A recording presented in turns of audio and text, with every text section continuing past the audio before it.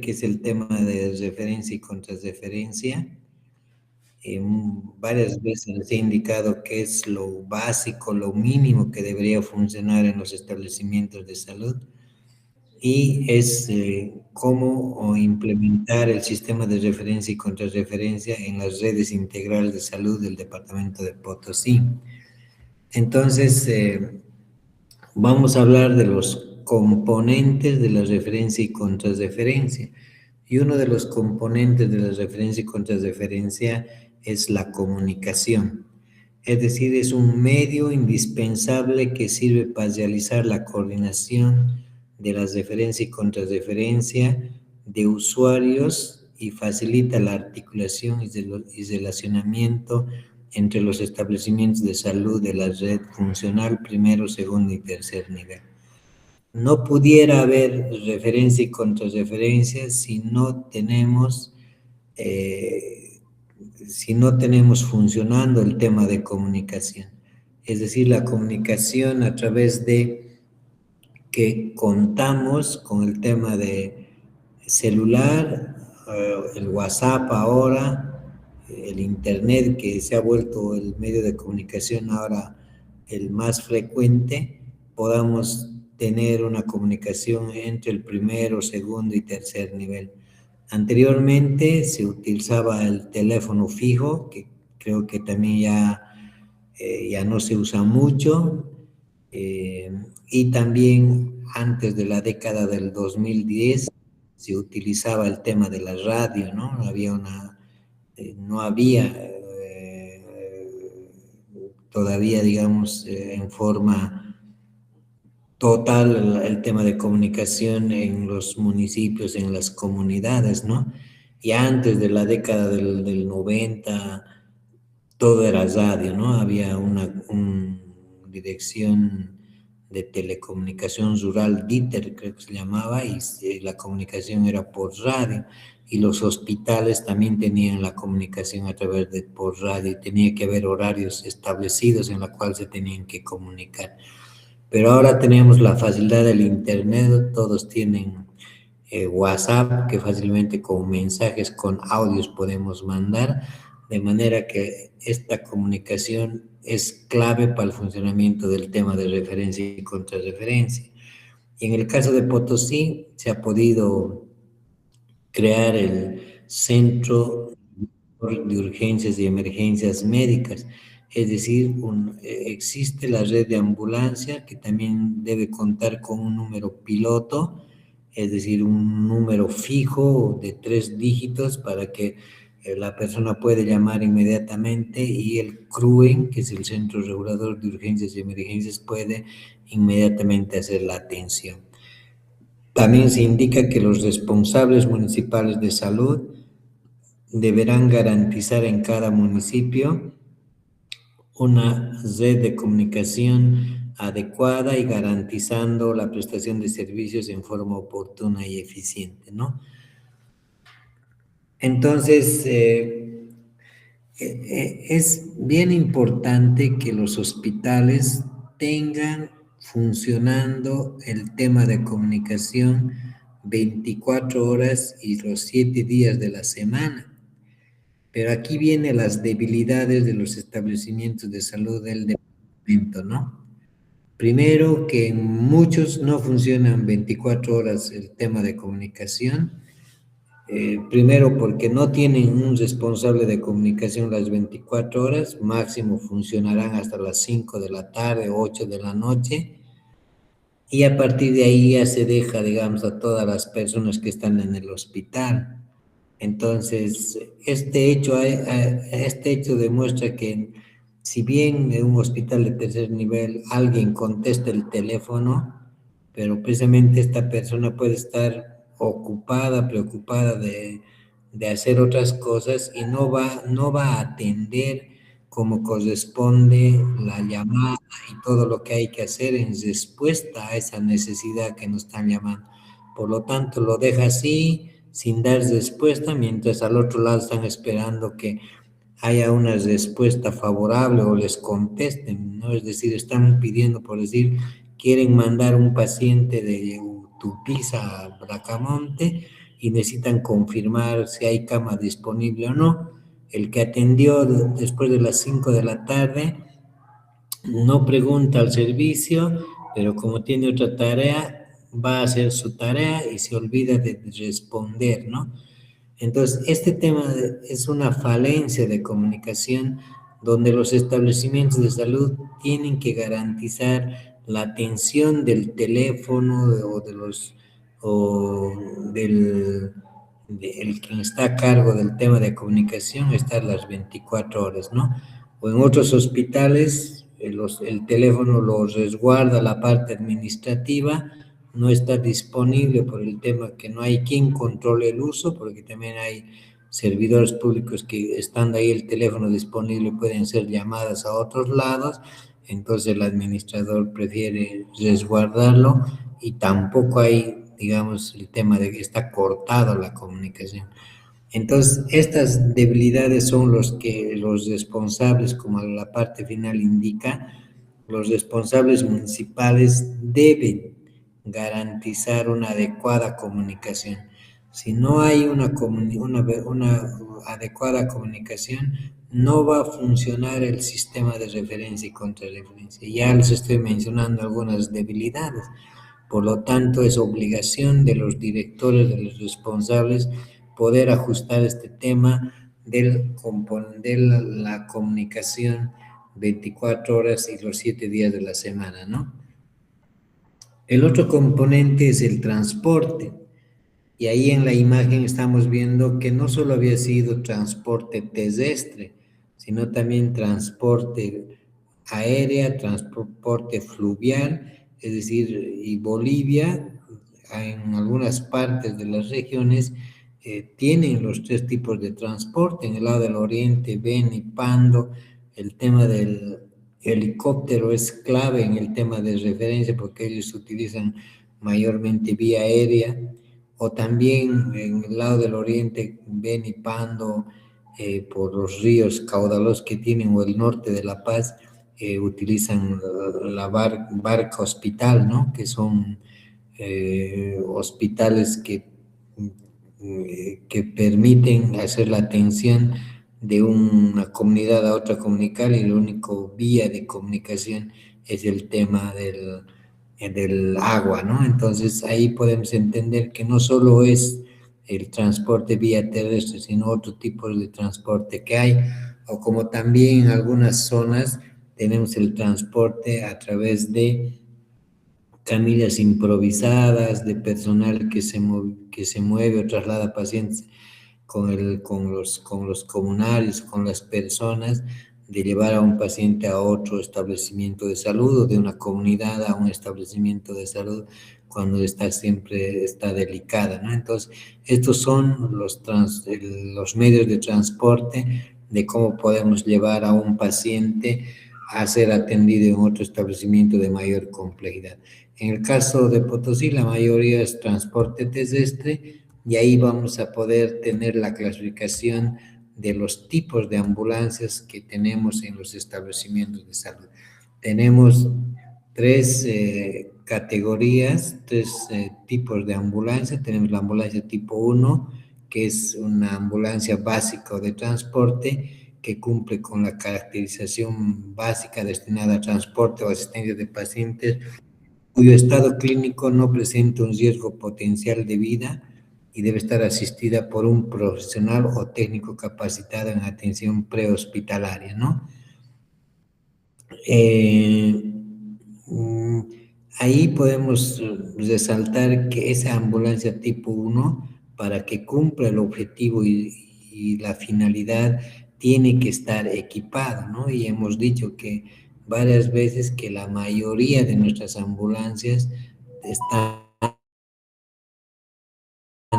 no están totalmente equipadas. Es una debilidad que tenemos ya los directores, los jefes médicos, coordinadores tienen que hacer que las ambulancias sí o sí tienen que estar equipadas, ¿no?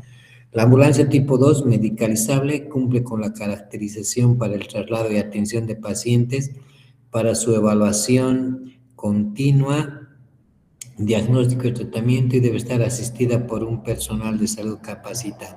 Esta ambulancia es mucho más compleja, tiene que haber personal médico, ya se utilizan otro tipo de equipamientos y también los pacientes son mucho más graves y requieren una atención permanente y el personal tiene que estar capacitado, ¿no?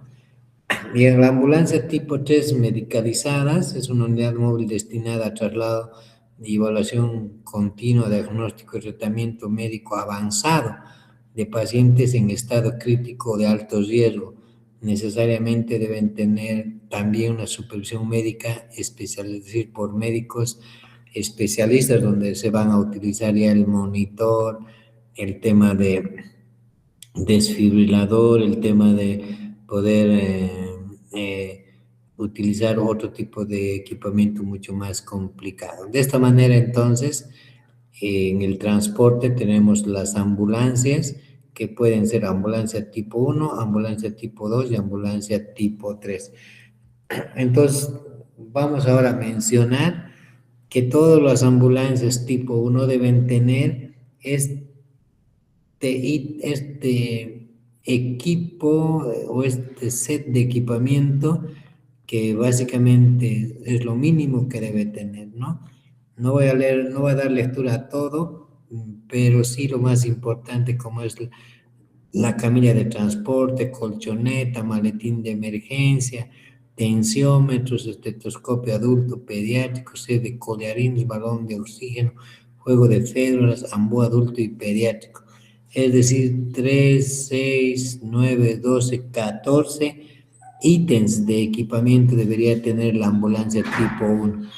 Y si se acuerdan, cuando hemos hablado del subsistema de control al hacer la supervisión, fácilmente esta lista de equipamiento podemos hacer un checklist y decir que es la ambulancia tipo 1, cuántos ítems de todo este equipamiento debe tener. Algunos tendrán 20%, 30%, algunos no deben tener equipamiento. Entonces hay que dejar recomendación que los responsables puedan completar el equipamiento, ¿no? Entonces, yo por el análisis que hago y por lo que permanentemente visito, la mayoría de las ambulancias tipo 1 no están equipadas, ¿no? Y esa es la primera tarea que deberían tener los jefes médicos, los directores, de poder contar con equipamiento, ¿no? Luego tenemos la ambulancia tipo 2, de la misma manera ahí tenemos toda la lista de equipamiento que se tiene.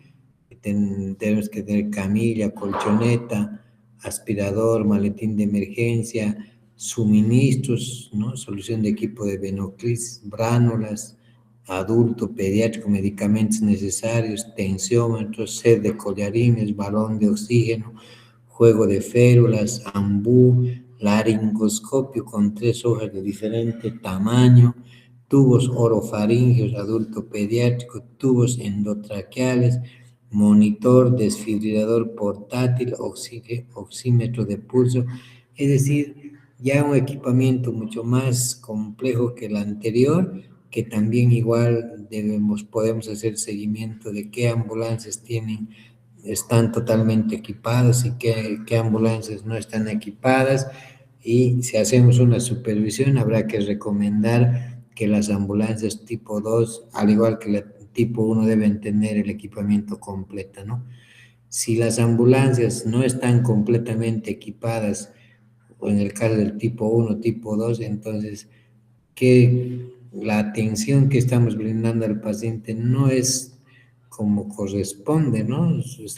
Estamos actuando simplemente como un taxi y llevar al paciente, no, las ambulancias son para hacer la atención a los pacientes en el trayecto, porque de acuerdo a la gravedad, en este caso tipo 2, ya necesitamos hasta colocar el laringoscopio, los tubos endotraqueales, utilizar los tubos endotraqueales, el monitor, el desfibrilador, es decir, se tiene que tomar y hacer uso de este equipamiento que se tiene, ¿no?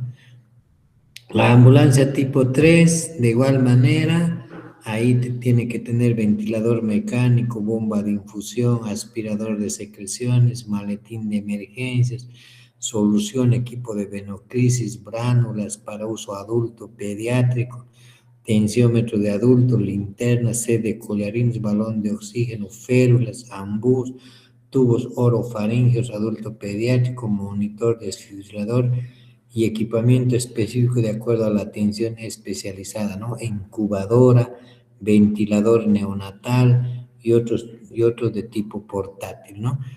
Aquí los profesionales y los médicos también tienen que ser especialistas de manera que ya en la ambulancia con el equipamiento tiene que inmediatamente hacer la atención al paciente e incluso las ambulancias del Bracamonte, las que se han adquirido, tenía conexión a internet para poder, digamos, informar permanentemente al hospital cuáles son las acciones que debe estar haciendo el hospital, si requiere quirófano o no, para cuando llegue la ambulancia inmediatamente, actuar inmediatamente.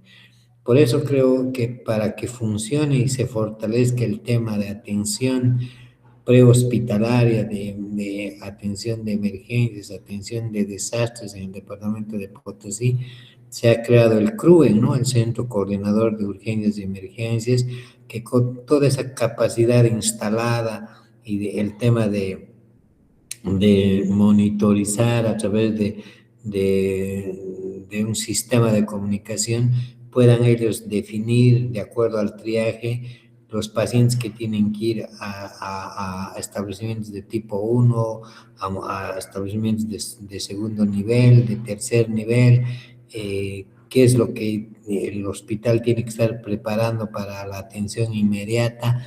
A ese nivel de atención para los pacientes se ha llegado con el tema del centro coordinador. Esperemos que de esa manera estemos actuando cuando hay un accidente de tránsito donde hay varios pacientes heridos, de poder, digamos, tener una respuesta oportuna y adecuada y de poder referir los pacientes. El otro aspecto importante del CRUEN es que tiene la información de cama disponible. Ellos ya saben dónde hay camas disponibles, entonces no pueden decirnos que un hospital como el Bracamonte no hay cama. Ellos ya lo van a tener el dato si hay cama disponible o no. Y si no hay camas disponibles, pues habrá que buscar otro establecimiento. Ahora ya nos podrá, digamos, resolver el problema el otro hospital de tercer nivel que es el Fray Eugenio Natalini, que ahí hay casi como 276 camas de diferentes servicios. Entonces, realmente ya con los dos hospitales no deberíamos estar hablando de que no hay cama disponible. Entonces, el CRUEN también tiene la tarea de poder, digamos, verificar y controlar todo este aspecto, es decir, la atención prehospitalaria, el triaje y el tema de poder referir a los pacientes a un hospital de segundo y de tercer nivel, ¿no? Entonces, el otro componente del tema de referencia es el equipamiento y suministros, ¿no? Y cuando hablamos de equipamiento, estamos hablando del servicio de emergencia, el equipamiento del servicio de emergencia y los suministros que debería haber en el servicio de emergencia. Entonces, lo básico que debería tener un servicio de emergencia es la mesa de examen con gradilla, el tensiómetro, estetoscopio, linterna, pantoscopio, negatoscopio, detector de ultrasonido, ambú, adulto pediátrico, lámpara de examen de cuello de ganso, equipo de cirugía menor, oxígeno completo con mascarilla, collar de diferentes tamaños, pediátrico y adulto. Y los responsables del servicio de emergencia, así como los responsables, deben garantizar la existencia de oxígeno, equipamiento y suministros, ¿no? Entonces, los servicios de emergencia deben tener el equipamiento completo, deben tener los suministros, y cuando hablamos de suministros estamos hablando de medicamentos, insumos, y ahí hablamos de otro funcionamiento de otro subsistema, el subsistema de suministros. No puede un hospital llegar ruptura de stock. La ruptura de stock es cuando no tiene insumos o cuando no tienen medicamentos. Eso no puede pasar en un hospital que recibe atención de 24 horas, ¿no? Y también entre los medicamentos de emergencia deben tener, entre los que más se utilizan, antibióticos, atropina, adrenalina, aminofilina, dexametasona, que son los corticoides, nifedipina, oxitocina, analgésicos, metilergometrina, diazepam, soluciones fisiológicos, lactatos de Inger, bránulas, equipo de Venoclis, ¿no? El tercer componente, entonces, el equipamiento y los suministros, pero que estén disponibles, ¿no? En el servicio de emergencia, ¿no? Y posteriormente, el cuarto componente es el sistema de registro. Y aquí, como habíamos hablado, el otro subsistema de información es donde se tiene que registrar toda la atención que realiza el servicio de emergencia. Entonces, tiene que haber, en el caso del tema de referencia y contrarreferencia, un cuaderno de registro diario de referencias, todas las referencias recibidas o todas las referencias enviadas cada día, y luego vamos a consolidar cuántas ha habido en el mes. Un cuaderno de registro de llamadas a los centros de referencia. Este cuaderno es bien importante para el personal médico que sí realmente cumple con la normativa, ¿no? Puede ser que somos del Hospital de Madre Teresa de Calcuta y hemos requerido una atención por el Bracamonte, y hemos llamado para que nos reciba un paciente, pero no nos contestan, no hay respuesta. Entonces nosotros tenemos que anotar en el cuaderno las veces que hemos llamado a las 10, 10:30, 10:45, 11:45, de manera que si hay una consecuencia, nosotros nos vamos a respaldar con las acciones que hemos hecho.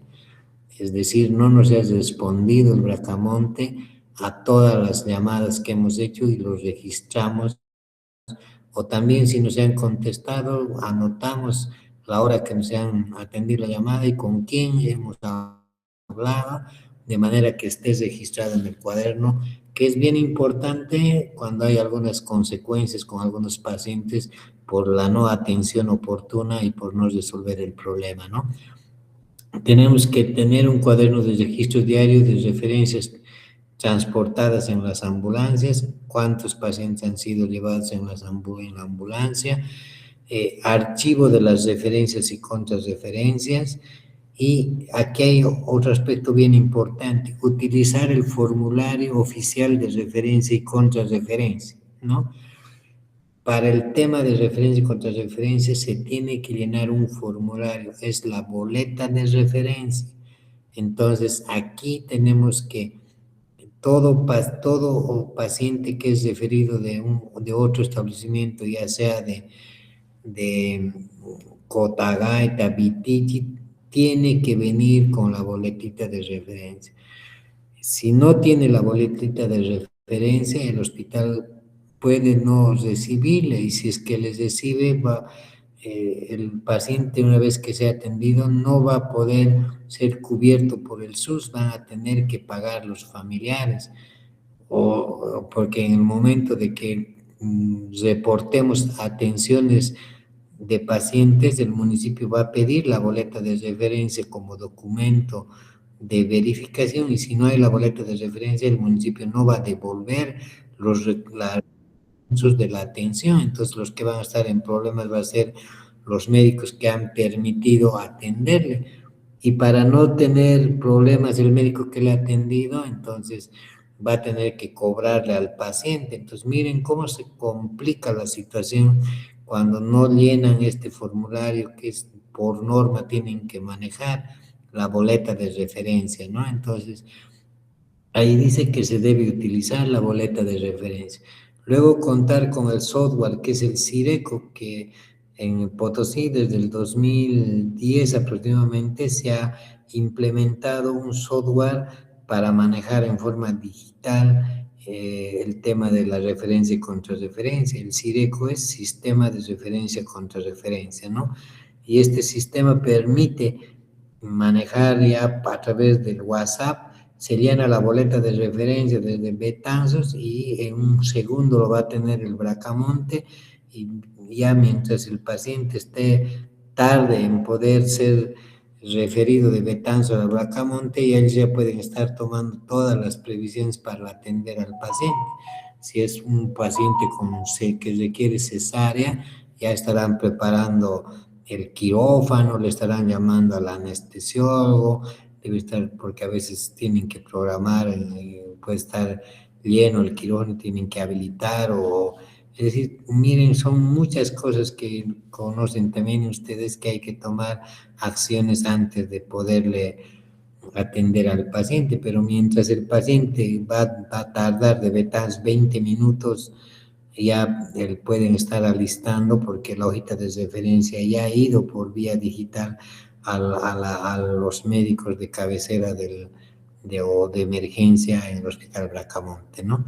Entonces también se utiliza en primero, segundo y tercer nivel el CISE, que es el sistema de consulta externa, que es otro servicio que básicamente hacen si es que los pacientes pueden ser referidos, por ejemplo, no a través de consulta externa hay problemas de la piel, algún problema que no puede tratar el hospital, entonces puedes referir y ese paciente es de consulta externa. No es emergencia, no es urgencia, pero es un paciente que le están refiriendo para que lo mire la especialidad de dermatología, ¿no? Entonces, tenemos el sistema de referencia digitalizado y tenemos también los pacientes que pueden ser referidos de consulta externa, ¿no? Y todo el sistema de registro que ya les he mencionado, que por todo lo que les he explicado realmente es bien importante registrar al paciente y llenar todos los formularios y más aún usar el tema de la boletita de referencia, ¿no? Y luego pasamos a las isocronas. Las isocronas es una representación gráfica donde se registra en kilómetros y en tiempo cuánto nos tardamos en poder llegar. Por ejemplo, el Hospital Bracamonte tiene que tener isocronas de todos los hospitales de segundo nivel o de los establecimientos de primer, pero en kilómetros y en tiempo. En el caso, por ejemplo, de hospital de segundo nivel, ¿cuántos kilómetros hay del Bracamonte al hospital de Tupiza, al de Villazón, al de Uyuni, al de Yayagua? 120 kilómetros, 180 kilómetros. ¿Y cuánto es el tiempo que tardamos? 3 horas, 4 horas.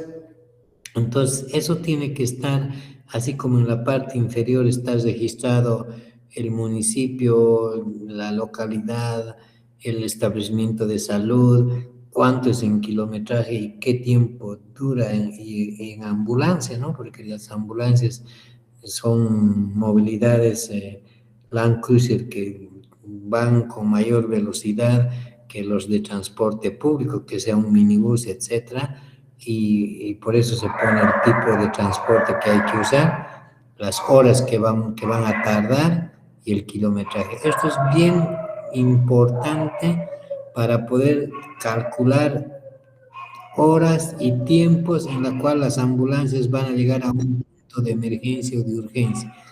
Lo mismo tiene que hacer la red Betanzos, el establecimiento de Betanzos debe tener isocronas con todos los puestos de salud que tiene, ¿no? Cómo es el medio de transporte y qué tiempo tarda. Esto nos sirve para calcular cuando hay un accidente de un bus, qué tiempo vamos a tardar hasta ese punto. Mandamos las ambulancias y sabemos que en 2, 3 horas ya van a estar retornando para poder, digamos, preparar la atención de casos que tenemos que hacer en el hospital.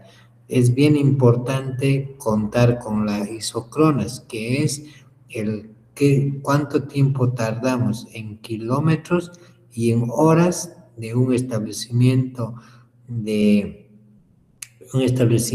A otros establecimientos que son nuestros dependientes, ¿no? De esa manera se tiene que tener una representación gráfica para poder, digamos, monitorear y poder calcular los tiempos de los pacientes que vamos a atender y vamos a recibir, ¿no? Ese es un aspecto bien importante. De esta manera hubiéramos acabado el tema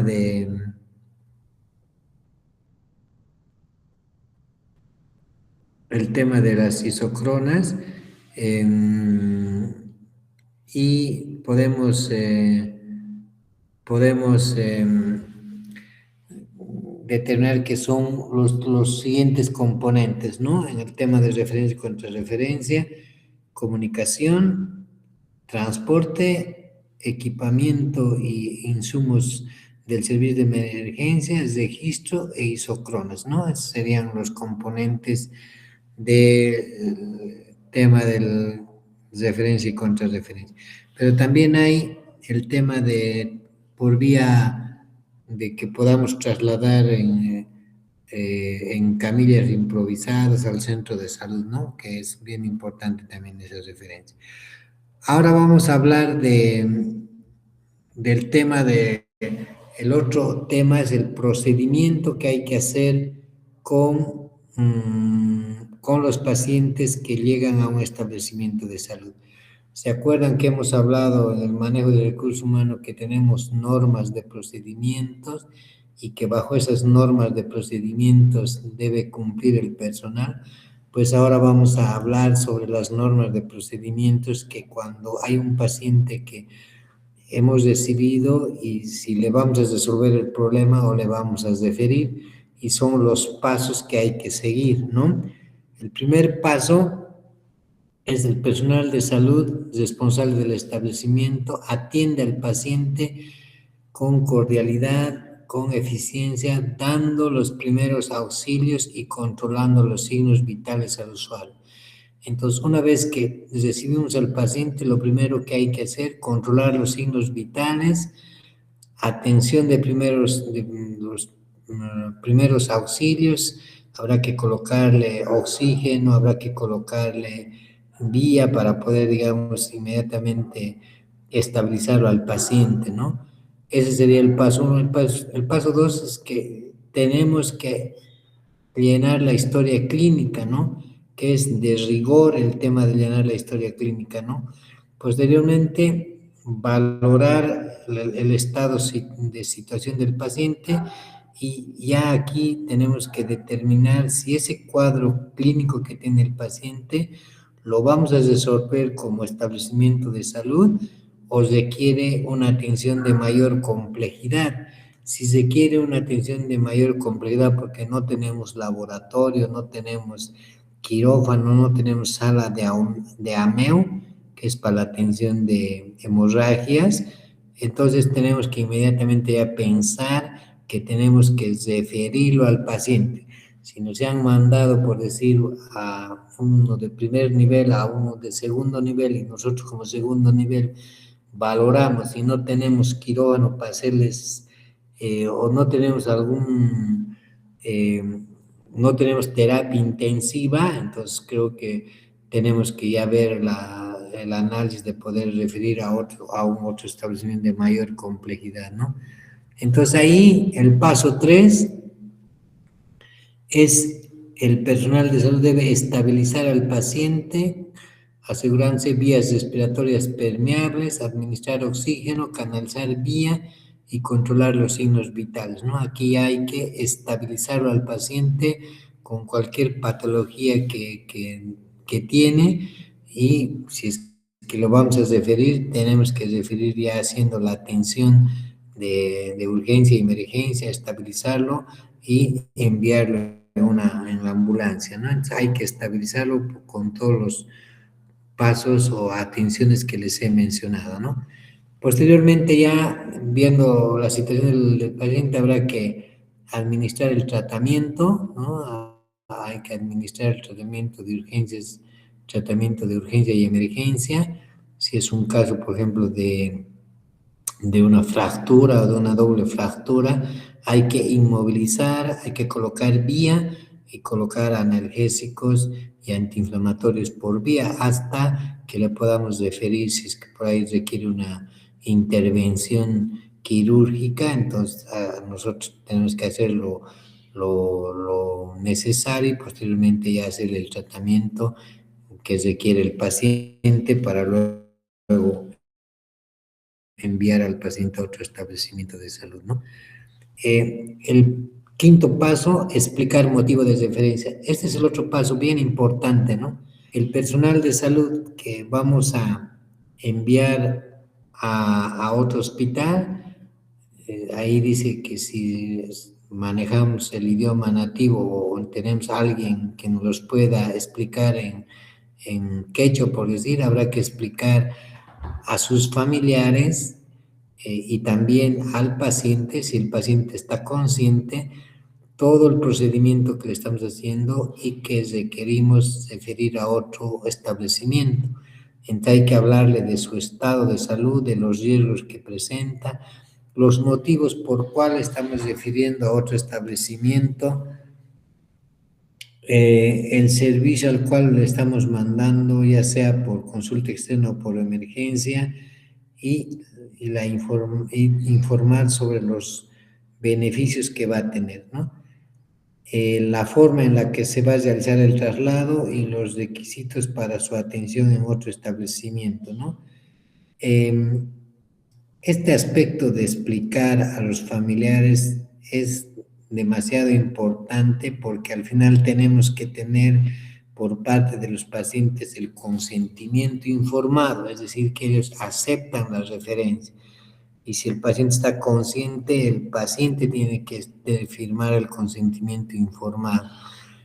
A veces no lo valoramos este aspecto y decidimos nomás mandarle, pero ya la experiencia y las anécdotas del personal de salud hace que este paciente que no pensábamos que iba a tener complicaciones, se complica y pasa algo con el paciente, nuestros familiares van a ser problema, ¿no? Entonces van a indicar que hemos tomado una decisión por ellos.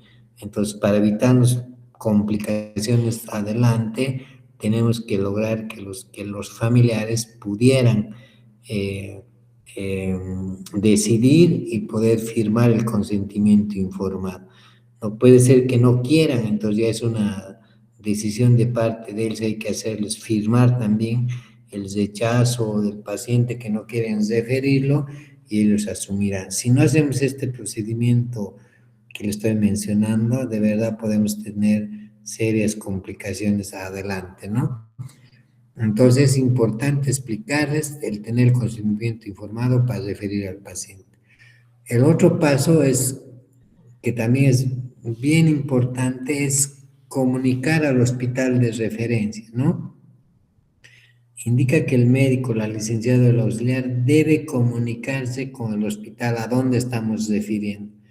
No podemos enviar pacientes de referencia sin haber comunicado al hospital donde estamos refiriendo, porque el personal de salud y los pacientes van a tener complicaciones ya estando en la ciudad de Potosí, porque puede ser que el Bracamonte no tenga cama disponible y como hemos enviado al paciente sin comunicarnos, por lo tanto van a perder su tiempo buscando atención en el Bracamonte, no les van a brindar porque no hay cama y van a ir hospital privada por privada para que la atiendan. Realmente es una vía crucis para el paciente.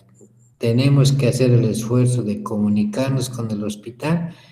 Si ya nos van a decir que no hay cama disponible, ahora tenemos la oportunidad de llamar al hospital Fray Eugenio Natalini y si no hay en ambos, no hay camas, ya pues habrá que hablar a un privado, pero ya seguros dónde llevarlo, no con el paciente ir por hospital para que le atiendan. Entonces creo que el médico tiene que hablar con las autoridades del hospital, con el de emergencias, si no contesta con el subdirector, con el director, o llamar a las responsables de redes del CEDES o con el director del CEDES, de manera que él canalice la referencia, ya sea un público, ya sea privada, pero no podemos llevar al paciente sin haber comunicado. Por eso es importante comunicar al hospital dónde estamos refiriendo, ¿no? Para evitar todas esas complicaciones que les he mencionado.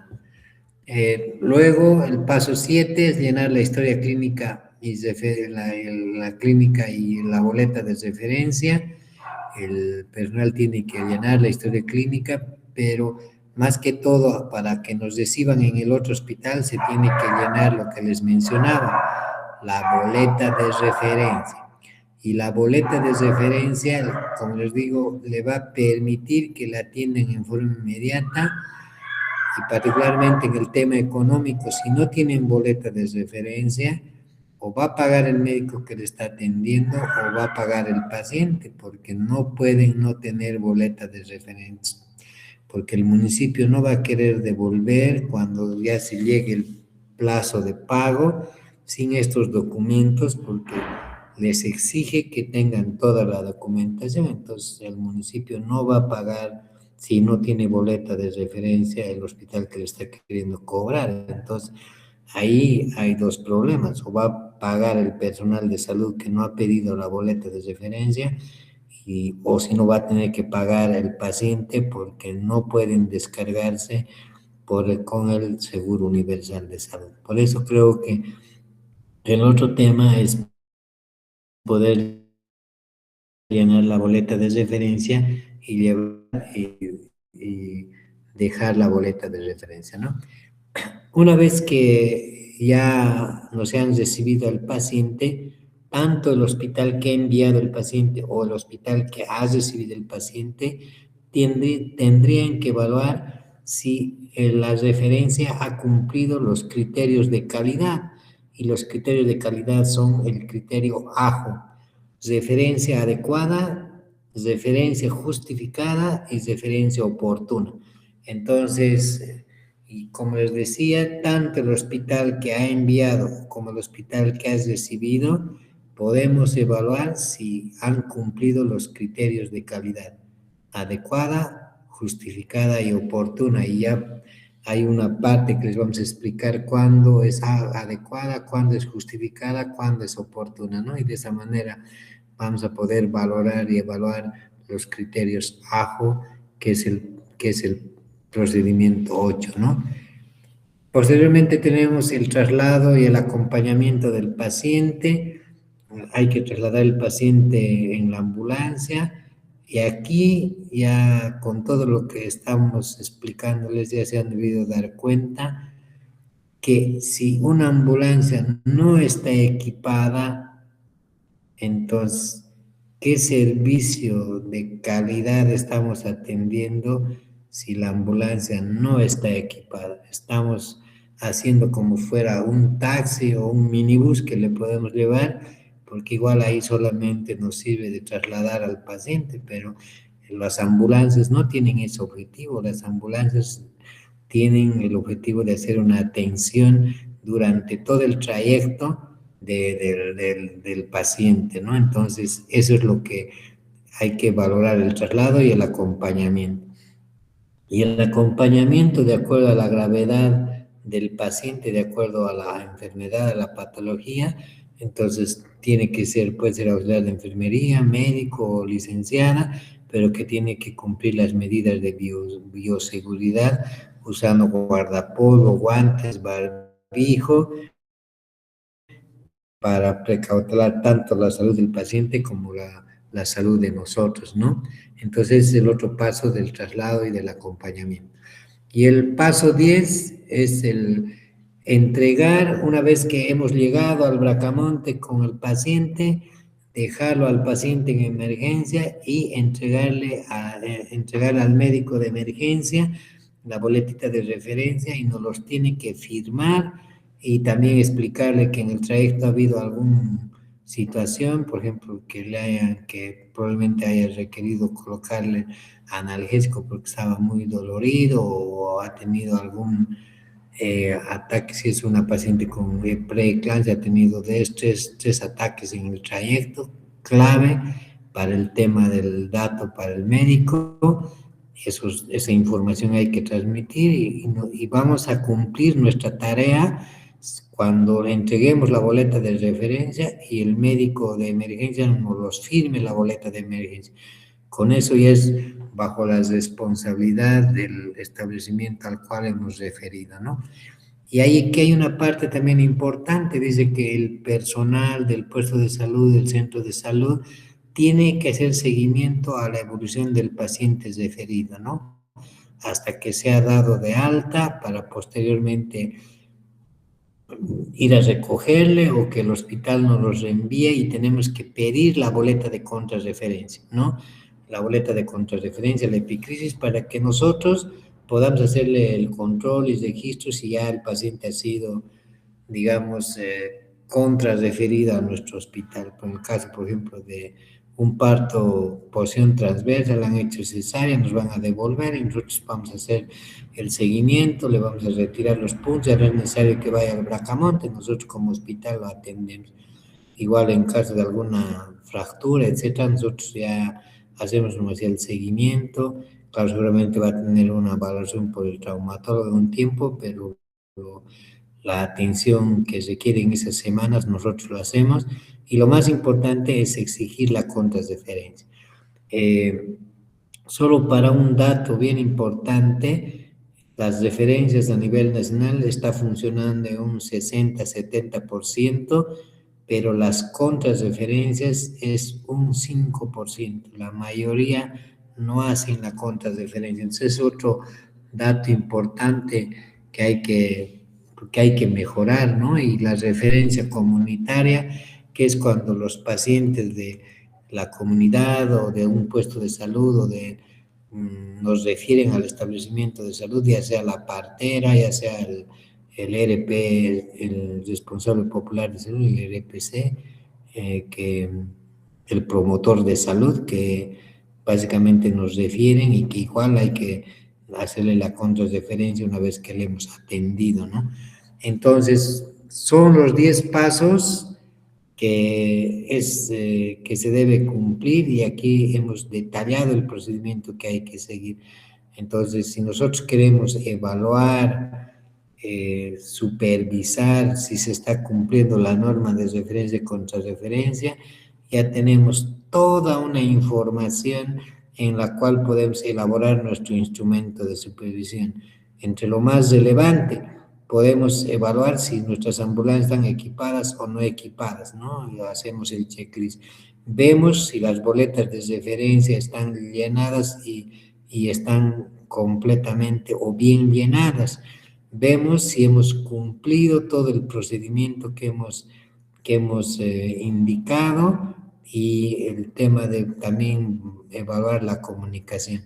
Es decir, con toda esta información podemos evaluar cómo funciona un establecimiento de salud y si cumple la norma. Entonces, hasta aquí estaríamos terminando porque nos faltaría todavía la boleta de referencia, cómo se llena, posteriormente los criterios AJO y los comités de referencia y contrarreferencia.